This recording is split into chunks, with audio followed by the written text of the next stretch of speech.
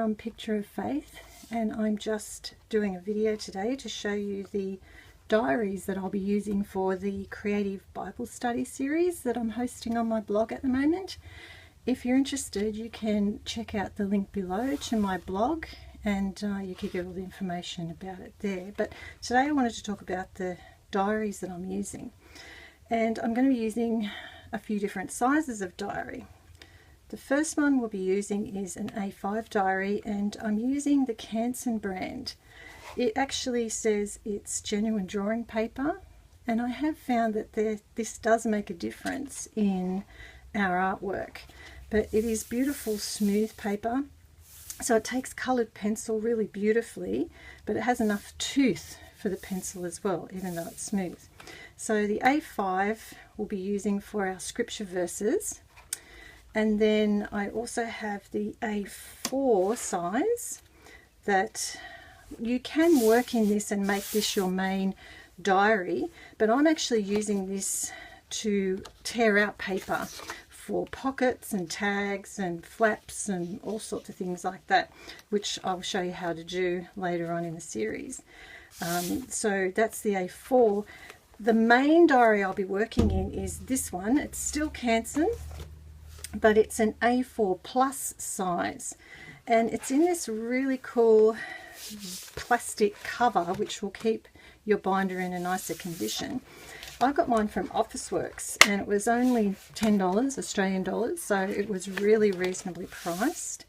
And inside you'll see that it's got information about what is actually in this diary. So it is still the genuine drawing paper. It's 110 GSM. There's 60 sheets of paper in here, but it's A4 plus size, and what that means is when you lay an A4 sheet of paper on top, I don't know if you can see that, but there is a 1 centimetre border all the way around.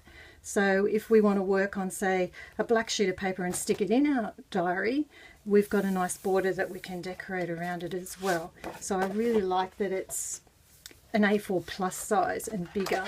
Also, the other thing that's bigger is the spirals are actually bigger.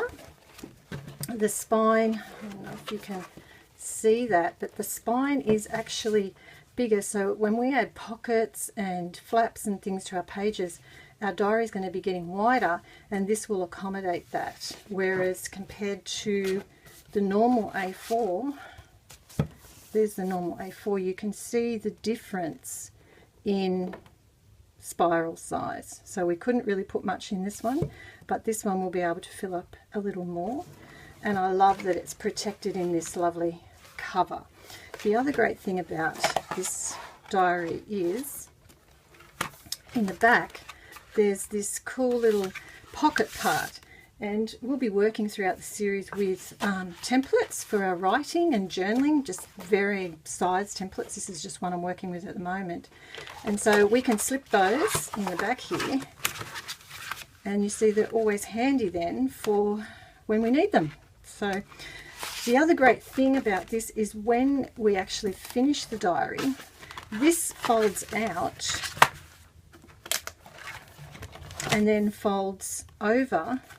You can see, depending on how thick it is, we can fold it over and have the entire journal protected, which I love that idea. I think that's really awesome.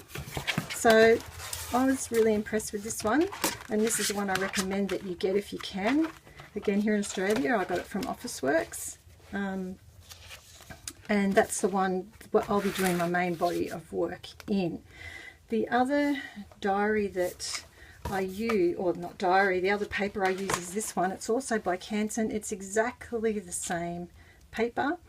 It's the drawing paper, but the difference is it's in just an A4 format with no holes, and I use this when I want to print something in my printer. So things like colour charts, this is really handy for, but it's actually more expensive than the A4 visual diary. It's the same paper, I'm not quite sure why. So I tend to just use this one for printing, and for all my other bits and pieces that I want to add to my diary, I use this one and just tear the pages out and use it as I need it. So that's what we'll be working with in this series.